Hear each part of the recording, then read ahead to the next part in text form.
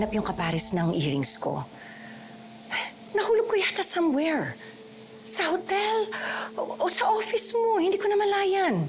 Sa kakaproblema ko kay Megan, hindi ko na maalala. Kung meron mang dapat sisihin dito, ay si Jenny. Jenny? Mama? Bakit? Anong ginawa mo kay Jenny? Huwag mo namang sabihin sinaktan mo na naman siya. Ha? I'm warning you. You better stay away from her. O baka tayong magkaproblema. Mama, don't worry.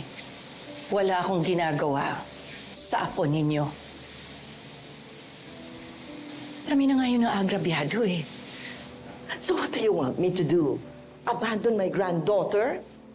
Look, mahal ko si Megan, hindi na magbabago yon. Pero huwag mo namang ipagkait sa akin na mapalapit ako kay Jenny. She's still Dio's daughter. Wala siyang kasalanan sa ginawa ni Dio at ni Minchi, kaya please spare her. Huwag mo na siyang idadamay. All I want, ilaan kong nalalabik kong mga araw sa aking mga apo. At sana nga mapag-ayos ko sila bago ako mawala dito. After all, alam ko yan din ang gusto ni Dio.